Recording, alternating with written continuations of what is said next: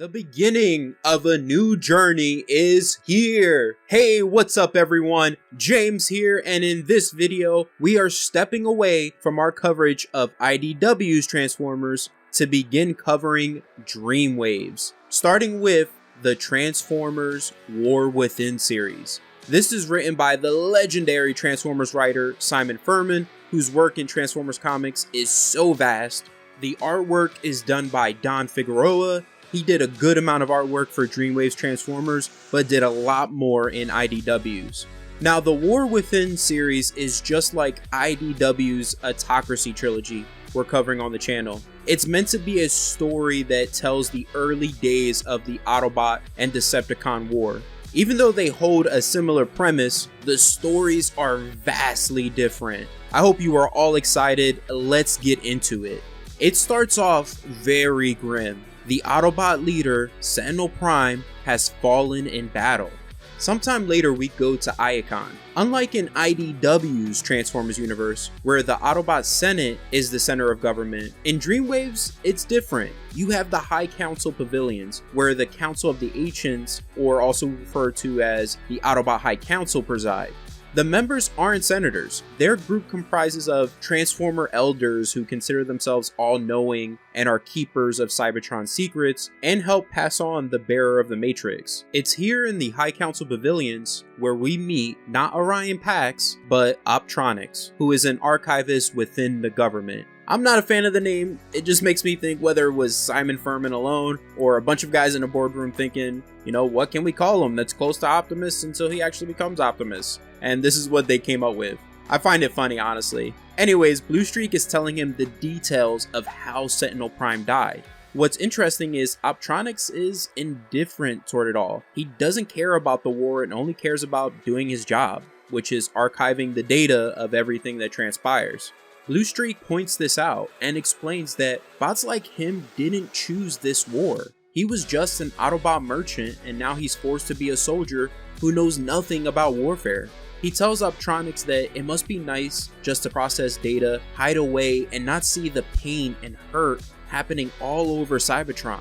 I like this a lot because it's a point of view I've rarely seen in Transformers. Your regular, everyday Joe who had a normal job and then out of nowhere, they're forced to fight for their life in a war. That's not going to be easy for a lot of people, having to make an immediate change like that with no adjustment period and no training to speak of.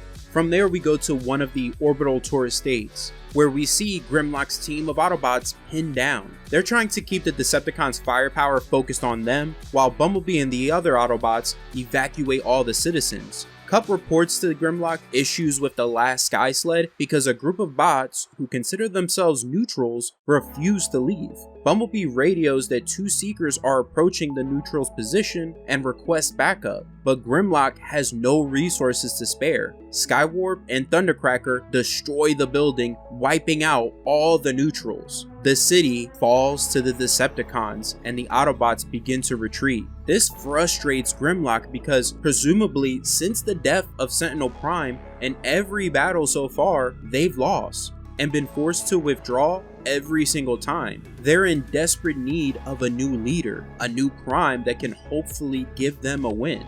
From there, we return to the High Council Pavilion, where we see Optronics in the Chamber of the Ancients speaking to the Council. One of the council members, Gravitas, informs him that the Source, the Matrix, has chosen him to be the next Prime. I like how different yet similar it is to IDW. So it's different when it comes to the process when compared to IDW. In that universe, the Autobot Senate would choose who would be the next Prime. However, it's similar when it comes to the nature of the Matrix, because in Autocracy, the Matrix revealed itself to Orion and chose him to be its bearer. Optronics doesn't think it's a good idea that a bot like him should take over as Prime in the middle of a civil war, and he doesn't believe like the council does that the Matrix is sentient. This totally makes sense because he is an archivist. He believes in data and factual observations. However, Gravitas explains to Optronics that he must look beyond data, beyond himself, and open his mind and spark to more.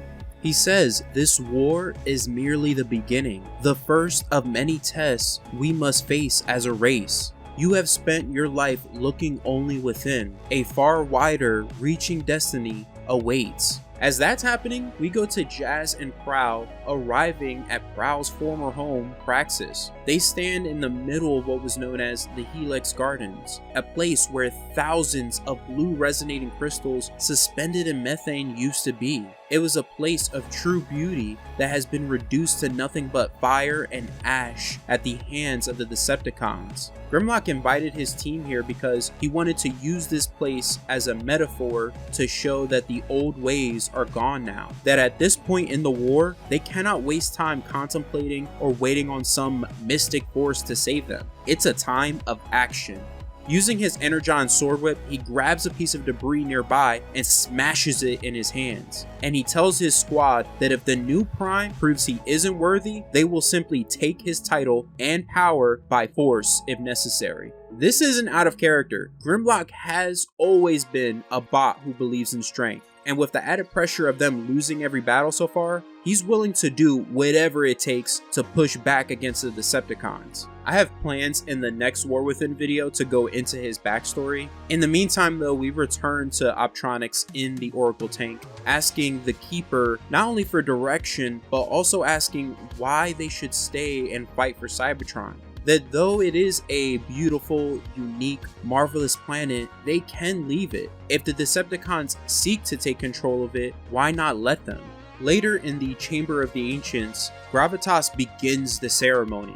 He says, let the Creator's vision fill this vessel and unlock its hidden depths. In these dark times, we need a strong leader to guide us into the light. Only a true Prime shall contain the Matrix fire. Optronics places the Matrix within his frame, and Gravitas continues. He says this is the sign, the truth, the wisdom. This is Optimus Prime. Optronics is reborn, his entire being augmented by the power of the Matrix. A new Prime arises. Immediately after the ceremony, the Autobots are attacked by a Decepticon hit squad of Darklight, Umbra, and Backbite. They slice one of the Autobots in half, and when Skids tries to stop them, they take one of his arms. Grimlock and Bumblebee go head to head with Backbite. Darklight transforms into his gun form, but before Umbra can fire him at Optimus, Optimus takes him down. Backbite ends up being blasted away by Hound and Cup. When the rest of the Autobots go to try to help Optimus, Grimlock stops them in their tracks. He tells them that he wants to see how capable Optimus is. Optimus proves he is definitely capable. He easily dodges Umbra's deadly blade that ends up hitting Darklight, killing him in the process. He grabs Umbra and tries to interrogate him, but Umbra only reveals that the seeds of destruction are beneath their feet and that they are all doomed. He then activates some Transformer version of a cyanide capsule and self-terminates. Whatever it was, it literally melts his head open. The Autobots celebrate Optimus, but the celebration is short-lived when Optimus looks upon the dead body of a fellow Autobot. He orders a planet-wide evacuation because he feels like Cybertron is lost and doesn't want to put more Autobot lives at risk. He cannot have them fight for a cause he doesn't believe in. However, within the depths of Cybertron, the Decepticon leader, Megatron, has evil machinations in store for the Autobots. He says, "Now, Optimus Prime, come to me." So in this video, we will cover issue 2 and the War Within preview that's placed between issues 2 and 3, which gives us a glimpse into Grimlock's backstory. So part 2 opens in Kaon at the Decepticon fortress in Kokular. Megatron holds the head of the dead Emirate Zeon, a corrupt politician in Kaon whom the Decepticons bribed into ignoring all of their movements. We are going to see that firsthand later in this video. You all knew there had to be at least one corrupt politician in this story. I love that Emirate Zeon has been reduced to nothing but a decoration for Megatron's throne because his greed blinded him from seeing the uprising he was helping to create. Megatron says his greed gave them the opportunity and his death was the match that set the war ablaze. That was the beginning and this is the end. The Decepticons are really on the verge of victory, and Megatron is confident they'll win the war soon. However, the forever loyal Starscream calls out Megatron, telling him that all his boasting of victory has blinded him to what the Autobots are currently doing. He shows the footage gathered by Laserbeak's latest recon, which shows the Autobots preparing to leave the planet aboard their spaceship, the Ark. Megatron calls Starscream a blunt instrument that needs to leave the thinking to him. He admits that he is surprised that Optimus is abandoning the planet, but assures Starscream they're not going anywhere. At Iacon's central spaceport, as the Autobots are loading the Ark with supplies, Ironhide and Kup are discussing how it feels wrong to leave Cybertron, but they know they have to follow Optimus's orders since they swore an oath of allegiance. Grimlock gets in on the discussion, making a very valid point about how all the years of fighting to end up just running is a slap in the face to all those who died before and to all of those Autobots who are still willing to fight for Cybertron. He says maybe it's time for a new plan and a new leader. He ends up just storming off. This shows us that some of the Autobots don't agree with Optimus's decision to leave Cybertron. Also, that Grimlock's frustration and anger has built up even more after this decision was made. Remember in the last video, he was hoping to gain a prime that would lead the Autobots to some victories finally over the Decepticons.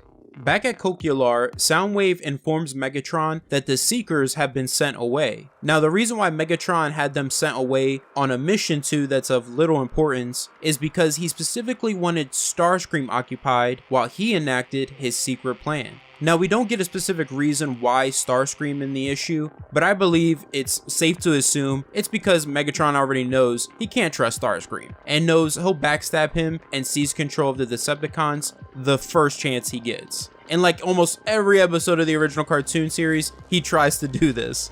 Now, Megatron's secret grand plan is to turn Cybertron itself into a mighty, galaxy-conquering warship. Basically, he wants his own Death Star. He's been having the Constructicons work on this beneath Cybertron. Now, this isn't original to Dreamwave. In the Marvel Transformer comics, right in issue 1, we learned this is what Megatron wanted to do to Cybertron right off the bat. It was actually Simon Furman who expanded upon it in IDW's Transformers 84 series that served as a prequel to the Marvel Transformers continuity, where he called Megatron's plan Project Dreadnought. Now, these planetary turbines the Constructicons are refitting weren't created by them. They were already here, and we will learn more about that later. What the Constructicons did was refit them to pump plasma out of Cybertron. Okay, this is where we'll transition to the War Within preview. Even though it's placed between issues 2 and 3, it really takes place between the panels of issue 2. We see Grimlock sitting in the abandoned Gladiator Coliseum in Kaon. Starscream and the Seekers arrive. Starscream asks Grimlock if he's reminiscing about the good old days. I love Grimlock's answer. He says, "Yes, when I used to beat you to a pulp." Starscream questions him on why he rejected Megatron and sided with the Autobots. He tries to convince Grimlock to join them because he believes Grimlock is a Decepticon at heart. He reminds him that there was a time in this arena where he was with them, enjoying the heat of battle and the kill. He says, "I think the real war is going on in you. I think deep down, you're one of us and you know it." Grimlock replies, "I think you talk too much," and backhands Starscream, sending him flying. Skywarp and Thundercracker draw their blasters, but Starscream stops them. He still tries to push Grimlock to join them. Despite Skywarp trying to stop him, Starscream reveals their mission to Grimlock, which is to take out an Autobot command post. He tells Grimlock he can either warn the outpost or join them in taking it out, to unleash the beast inside of him and never look back. After the Seekers leave, Grimlock remembers those days before the war, where it seemed Cybertron was living in a reign of peace and harmony, when in reality, beneath the surface, gladiator battles were raging and a rebellion was brewing. As Grimlock is preparing for his gladiator match with Maul, Starscream approaches. He messes with Grimlock by telling him that some people are saying he isn't Decepticon Inner Circle material because he lacks a killer instinct. To no surprise, Grimlock starts choking the life out of him.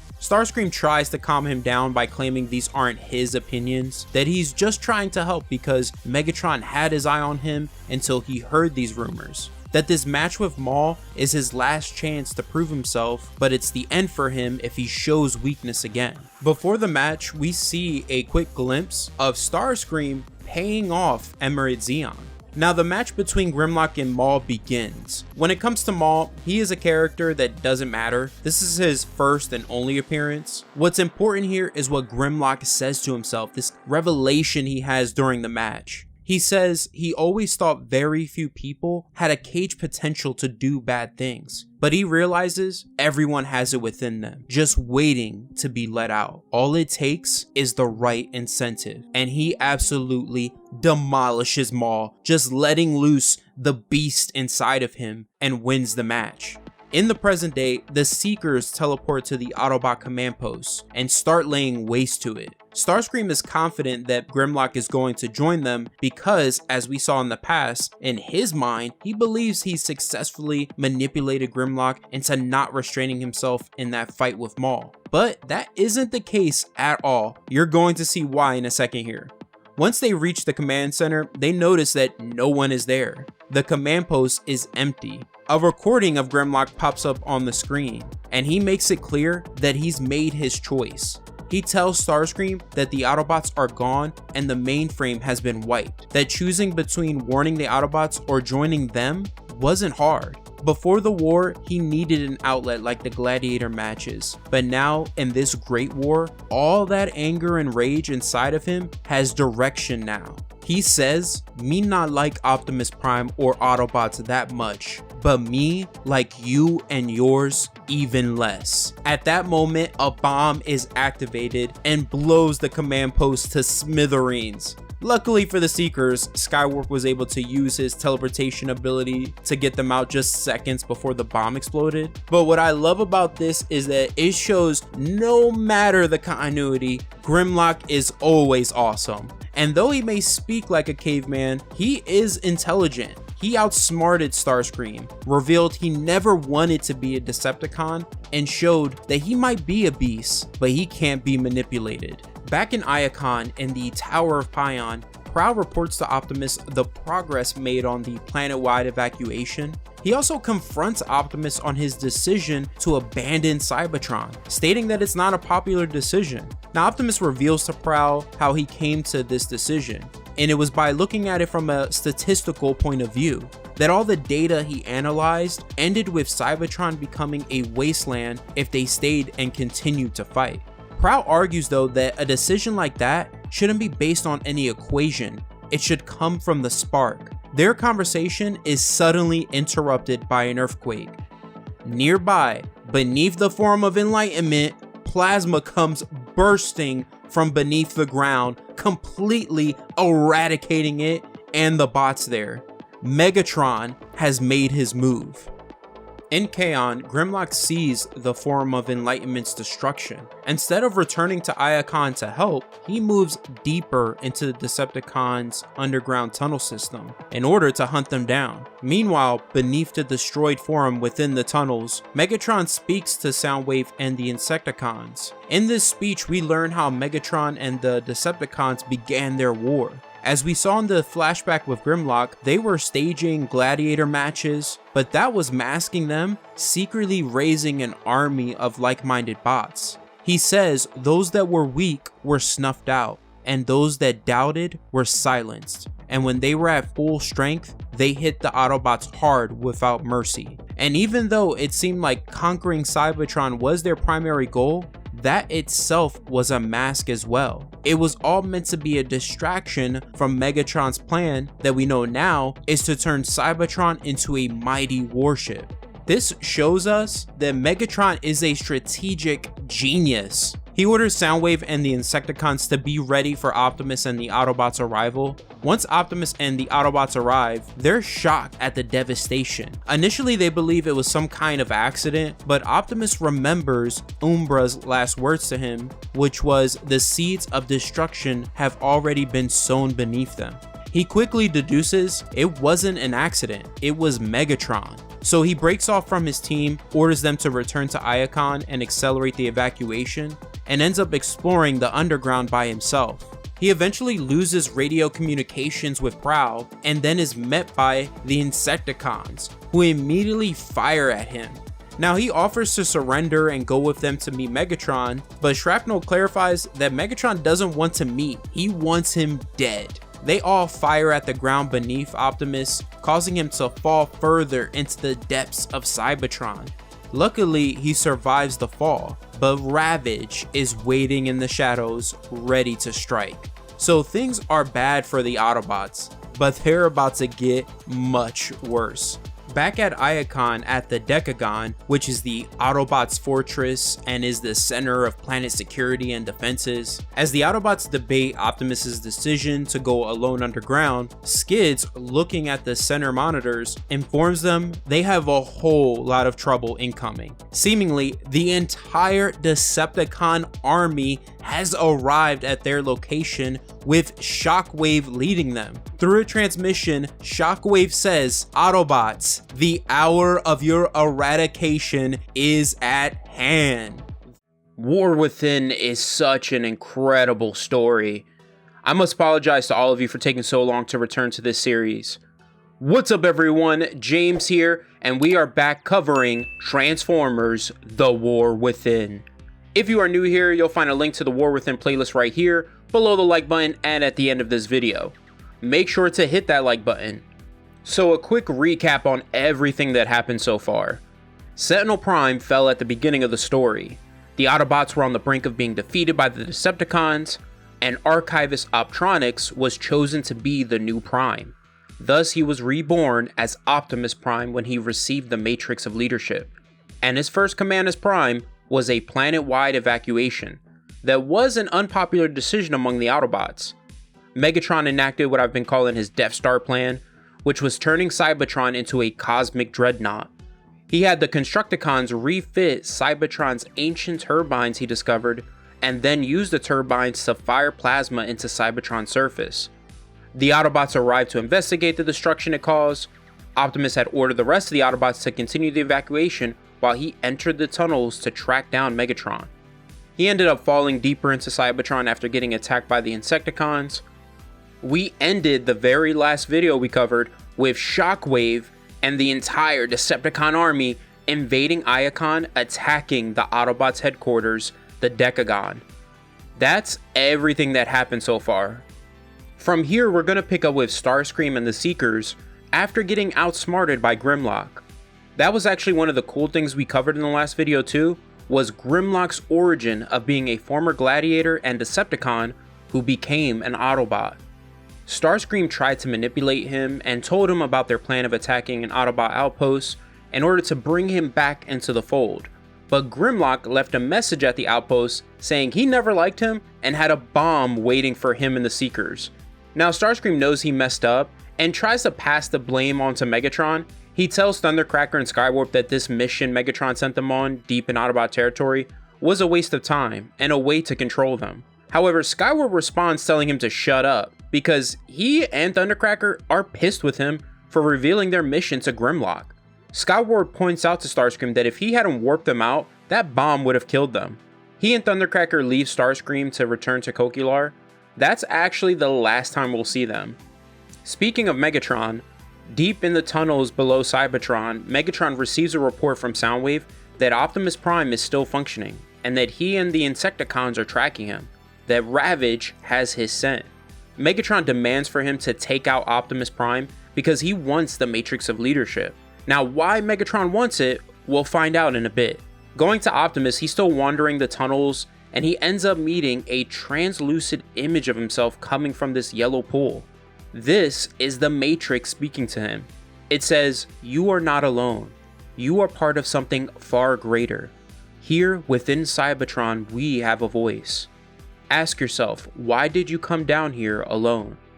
Optimus answers, I did not want to send more Autobots to their death. The explosion, Megatron. The Matrix cuts him off and says, you came because you need to grasp the meaning and importance of this world before you give it up.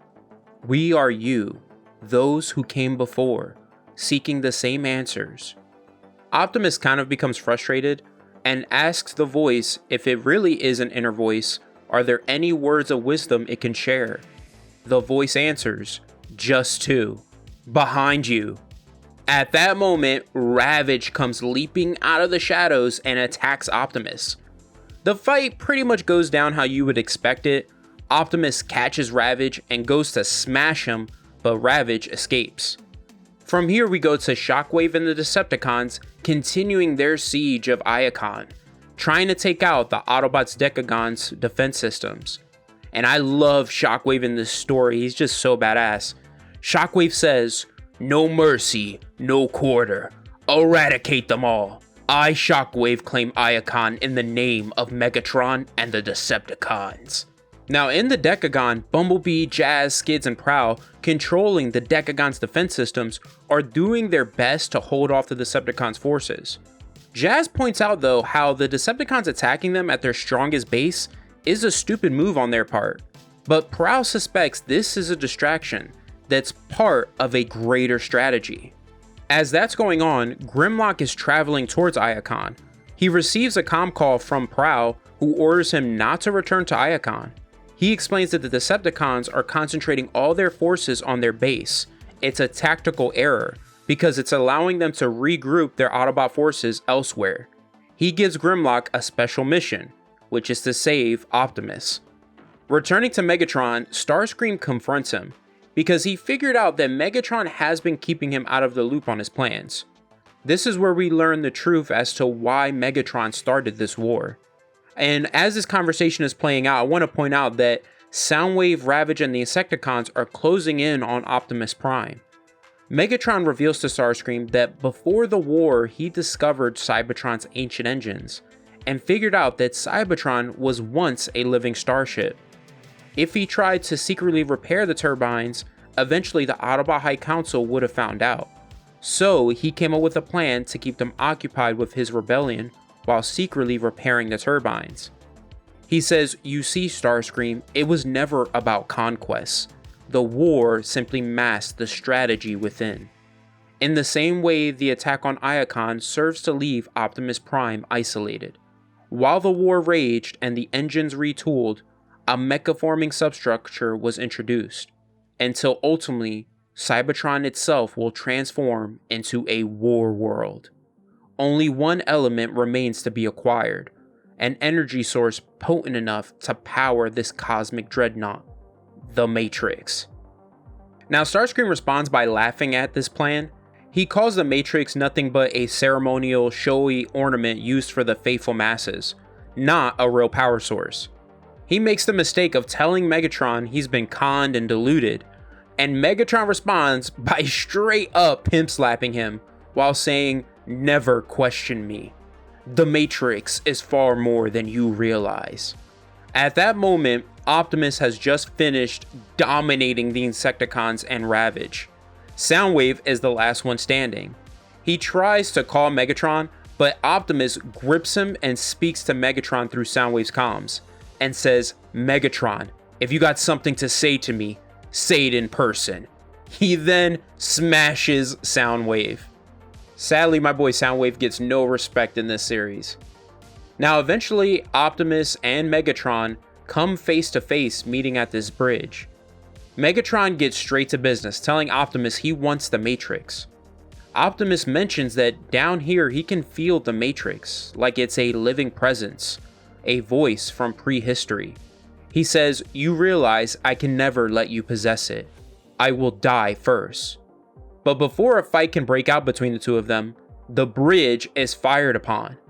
Optimus initially thinks it's Megatron going crazy, but it's revealed to be Starscream who blasted the bridge. He says, it's about pain, Megatron, and you're about to experience a whole world of it.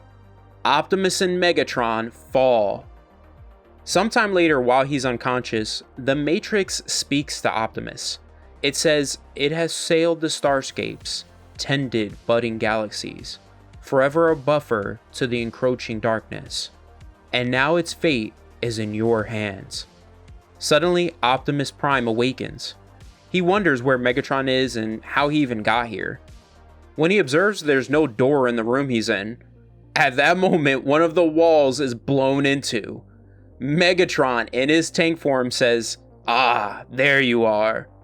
Megatron's tank form looks so freaking cool. Dude has 3 huge cannons on his tank. Now, this is where we finally get Optimus Prime versus Megatron.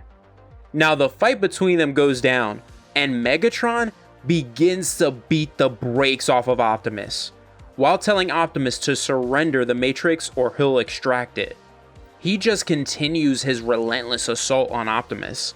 And this makes sense that he would be so dominant in their first encounter, because remember, he comes from a gladiator background, while Optimus was just an archivist before becoming Prime. His power and skills all come from the Matrix, and he has yet to understand or unlock its full power. Megatron even points out the difference in their skill and background while he demolishes Optimus. He says, "Optimus Prime, what a joke. You'd think this time they'd offer me a challenge. Instead, they offer me a jumped up records clerk, carrying power he barely comprehends. They might as well have given the Matrix directly to me." Optimus asks what he wants the Matrix for. Megatron answers, "Because it is the original power. We're ageless, timeless beings, but we don't know our origins. Cybertron carries many secrets, and I've spent my life trying to unlock them, and the Matrix is the key to them." He then reveals to Optimus his plan of turning Cybertron into a mobile station powered by the Matrix.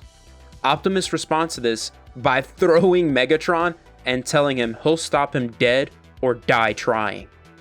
Meanwhile, in Kaon at the Decepticons' base, Starscream has made himself comfortable and claimed leadership of the Decepticons. What's fun here though is when Shockwave radios in asking where Megatron is, Starscream answers, "Dead, a tragic accident. I'm calling the shots now, Shockwave." Shockwave gives him the coldest response, and I absolutely love it. He says, "Really? After I have broken the back of the Autobot resistance and claimed Iacon in the name of the Decepticons, we will review the situation. Shockwave out." Starscream just scoffs at that. He orders Motormaster to take all the information in Laserbeak. He says, "I want to know exactly what Megatron was planning. If he was telling the truth, then I want to remake Cybertron in my own image." Returning to Grimlock, he gathers his team, which consists of Ironhide, Cup, and Wheeljack, which is a pretty cool team. This is where we learn what the Autobots are planning exactly. He explains to the team that they're not going to Iacon to reinforce the Autobots. The Autobots' plan is to take advantage of the Decepticons' tactical error and refortify elsewhere, raiding Decepticon arsenals and their outposts. In Iacon, the Autobots will hold out as long as they can, while Jazz will be overseeing the extraction of essential hardware and artifacts. That their mission in particular will be to save Optimus. However, Grimlock mentions, though it's a rescue mission, he still isn't convinced Optimus is worth saving. There will be kind of a philosophical argument between he and Optimus that will come later in the story, and it's awesome. Speaking of Optimus, he and Megatron are still continuing their fight, and Megatron is enjoying it. He kind of toys with Optimus. He discloses that when Sentinel Prime was faced with his own death, he tried to reach him by using doctrine and sermon to plead with him. He says, "I wonder what your desperate plea will be." Optimus catches him off guard in his vehicle mode and rams right into him. He says, "It's strange. Before I was full of doubt, unsure of my path or myself. But you have a way of making everything crystal clear, Megatron. You have to be..." Megatron cuts him off by smashing into Optimus's chest plate while replying, "Oh, I'm sorry. Were you saying something?" When he plunges his fist into Optimus's chest again, the Matrix reacts. A huge blinding light flashes, and electricity comes screeching out of it, affecting Optimus and Megatron. They find themselves in a different reality. At Iacon, Shockwave and the Decepticon army are demolishing the Autobot Omega Sentinels guarding the Decagon, which honestly, I'm not surprised to see, because Shockwave is a beast in both power and strategy. Shockwave says to the Decepticons, "Finish this! Grind the Autobots and their precious High Council under our conquering feet." They eventually wipe out the Guardians and blast into the Decagon. In the Decagon, Prowl and Bumblebee prepare for the Decepticons' assault. It's just a badass image of the Autobots locked and loaded. Prowl orders them to pick their targets that they need to hold out long enough for the outlying regions to be taken. Now Starscream, with the information now Laserbeak possessed, discovers the hidden mecha-forming substructure, aka the hidden layer, in Cybertron where the turbines reside, and he has some major, insane evil plans of his own. But before we see what that is exactly, we go to Grimlock sometime later after his team has descended further into Cybertron. They end up discovering Cybertron's turbines, and this is when Grimlock realizes what the Decepticons are up to threatens all of Cybertron. They spy on Starscream with the Constructicons, overhearing him ordering them to reroute the turbine's power. Grimlock orders the team to shut down whatever Starscream is planning, while he continues to look for Optimus. Now, where the Matrix transported Optimus and Megatron is Earth, in a vision of the future, where they witness the future incarnations of themselves battling. This fight between them takes place in the episode More Than Meets the Eye Part 2, where they were fighting at Sherman Dam. Megatron quickly deduces this is a vision of the future, and surmises that the Matrix is not only a window to the past, but also to the future. So since this is just a vision, and they're technically still on Cybertron, Megatron strikes Optimus, deciding to continue their fight. While they fight, the vision around them changes again, going further into the future, where the Autobots, led by Hot Rod, and the Decepticons continue their war as Headmasters and Target Masters. Cutting away from that for a moment, we see Grimlock finds the bridge where Megatron and Optimus fell, and he descends further. I love how his Energon sword can act as a whip. It's just so awesome. When it comes to Starscream's evil plans, we learn what they are. Scrapper tries to warn him that the shifting of the turbine's power requires intricate planning, but Starscream doesn't care. He wants to destroy Cybertron's surface and everyone on it as soon as possible, because he wants everyone who can oppose him gone. That would solidify his rule over Cybertron, and at the same time create a barren Cybertron that he could recreate in his own image. Cup, Wheeljack, and Ironhide overhear their conversation, and Wheeljack is the one to figure out what exactly Starscream's planning. A couple of the Constructicons discover them, and a firefight ensues. Cup tells Ironhide and Wheeljack he'll cover them while they stop Starscream. Now Starscream gets pissed and fires on the Autobots, and then points his null ray at Scrapper and tells him to hurry up and reroute all the turbine's power. Back to Optimus and Megatron, the Matrix returns them to Cybertron. Megatron tells Optimus that every time he tries to attack him, the Matrix protects him by changing the reality around them. When he goes to attack Optimus again, the Matrix teleports him away. Optimus is teleported to Grimlock. He tells Grimlock that they need to stop Megatron because of the quote, information he possesses. What Optimus is referring to is the visions of the future they both witnessed. But he doesn't reveal that to Grimlock because he knows knowing the future could have unforeseen consequences. And a dangerous Transformer like Megatron possessing that knowledge is worse. Grimlock basically responds, "How do you plan to do that? Through a discussion or by running away, abandoning Cybertron?" When Optimus says, "All I ever wanted is what's best for all Transformers," Grimlock's reply is so good. He says, "But you not listen to them. They cry out for a strong leader, someone to make a stand here and now. But you turn away. You think I came to rescue you? No, if necessary, I came to bury you." He shoves his sword into Optimus's chest, handing it to him, and says, "One chance, prove you have what it takes. If Megatron is problem, remove him. Permanently. Now this is where everything goes to hell. In Iacon, the Autobots do their best against the Decepticons, but Shockwave eventually defeats them and claims Iacon. But at that moment, Starscream activates Cybertron's engines. The superheated plasma comes bursting beneath the ground in Iacon. Cybertron's capital is being torn apart. Shockwave orders the Decepticons to withdraw and return to Coquular. Jazz recovers Prowl and tells them they need to go. From here, we're going to transition to a flashback for a moment to when Optronics became Optimus Prime.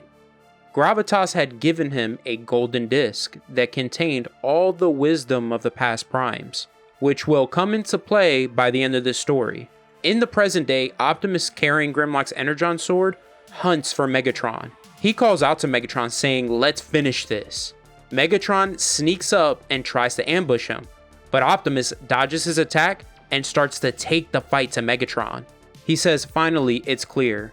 This is not just about Cybertron, the war, or even the Matrix. This is about safeguarding our future. We were not meant to know. All that you have seen of what is to come must be buried with you." When Megatron responds that he rigged this game and that he'll win, Optimus continues to beat him down and replies, "You don't understand. I'm playing by your rules. No limits, no conscience, no quarter. I welcome this dark part, the ugly, twisted thing within. Whatever it takes to get the job done." Megatron ends up being beaten unconscious, and we don't see if Optimus lands the killing blow or not. But something did happen that we'll learn by the end of this video. Now at Cybertron's turbines, Cup and Ironhide continue their firefight with the Decepticons, while Wheeljack tries to stop Starscream, struggling to reach him. Meanwhile, the psychotic Starscream is watching the monitors and is enjoying the destruction of Iacon and assumes the Autobots and Shockwave were all destroyed. Scrapper tries to tell him that the system is overloading, that Cybertron will soon be torn apart if they don't stop this.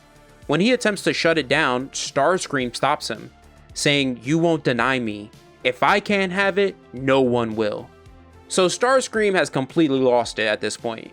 Motormaster tries to rally Mixmaster and Bonecrusher to finish Cup and Ironhide once and for all. Out of nowhere though, Grimlock rams into him while delivering a badass line. He says, "Forget to check mirror when pulling out. Have to revoke license." He then takes out Bonecrusher and Mixmaster. Suddenly, Optimus arrives. He orders Cup and Ironhide to draw all the Decepticons' firepower away from Wheeljack, while he orders Wheeljack to get to the base of the turbines. Now Grimlock asks him if he took care of Megatron, and Optimus only replies, "I did what had to be done." Realizing that the Autobots are taking out his forces and are closing in on him, Starscream decides to escape. Once Jazz reaches the turbines, Optimus orders the Autobots to get clear and has Wheeljack destroy the turbines, which stops the system from overloading. Now Cybertron ends up being saved, but Iacon wasn't. The city is gone, just wiped off the face of the planet. When the Autobots see this, that's when they all agree with Optimus's plan of leaving the planet, since this will be the result if they stay and continue the fight with the Decepticons. However, Optimus announces that they're going to stay and continue the fight. He says, "It won't end if we abandon Cybertron, only escalate. I saw this world as isolated, but we are a part of something bigger. As a race, we have a responsibility that stretches through space and time, past and future, a duty etched in our most primal programming." Back underground, Soundwave awakens from his beatdown by Optimus, and comes across Megatron, who is still alive. But when he asks Megatron what happened to Optimus, Megatron answers, "We fought. The Matrix, I can't remember." Sometime later, in the border region of Iacon, atop the promontory, Optimus Prime tells Grimlock he understands what he goes through when it comes to battling his dark side. He says, "As I fought Megatron, I tapped into something dark and buried, a dark legacy of what we once were. Had I killed him in cold blood, I would have given in, surrendered. We walk a fine line, Grimlock. The enemy is within. How we face it, control it, is what makes us who we truly are. When Grimlock asks about Megatron, Optimus reveals much of what he witnessed in the tunnels is gone.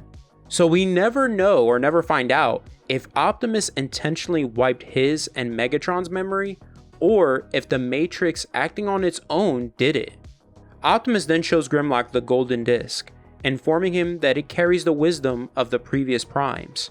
But he tosses the disc away and says, "I choose my own path."